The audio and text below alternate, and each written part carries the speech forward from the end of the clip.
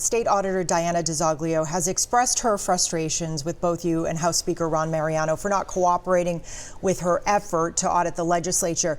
Now she's behind a new ballot question that would open legislative leaders and the governor up to the public records laws. Here's a listen to what she said just a few days ago.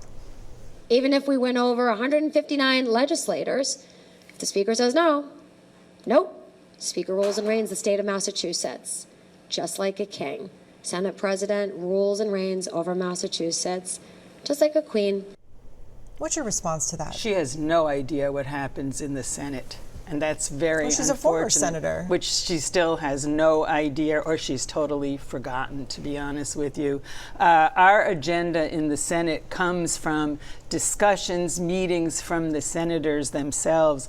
They take a hold of the bills. For example, we just, as I mentioned, did the Cannabis Control Commission bill reform. Senator Adam Gomez, Senate Chair of the Cannabis Committee, did a fantastic job. He's been working on this for more than a year, meeting with people, meeting with advocates, meeting with people involved in the field, and he led the charge on the floor of the Senate. He's the one that worked on amendments with the sponsors, trying to get it through, and he did a great job. That is what happens in the Senate. The senators are empowered.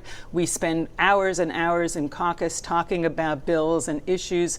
I never shut down the caucus. It ends when people stop talking. So it's unfortunate that she just doesn't know what she's talking about. Well, let me ask you, most states, including the governor's office, the legislative leaders, are subject to open records laws, to public records. Is it time for your office, for the governor's office, for the speaker's office to be subject to open records laws? Again, you know, I haven't looked at the language in the ballot initiative. That we certainly will. We certainly will, and take a look and see how that may or the language may or may not fit in. To the issue of the audit, which kind of like hangs there like this, voters voted for it overwhelmingly. Why is it not in practice? Several reasons. First of all, along the way, the voters were not told that we already do an audit. We have been doing an annual audit by a certified, non-political public accountant that does the audit on their own, and when it's done, we post it online. So anybody, including the auditor, can go on the Senate Clerk's website and see our annual audits. In addition, we post all of our invoices, our procedures, our purchases, our salaries, all of our financial information is on the comptroller's website. So if she wanted to do something, she could take a look at that stuff. Anybody could take a look at it, and it's there to see. It's totally transparent. We have really worked hard to increase transparency. I'm really proud of the rules that we ended up changing this year. For many, many years, the Senate was pushing to have all of our votes online, committee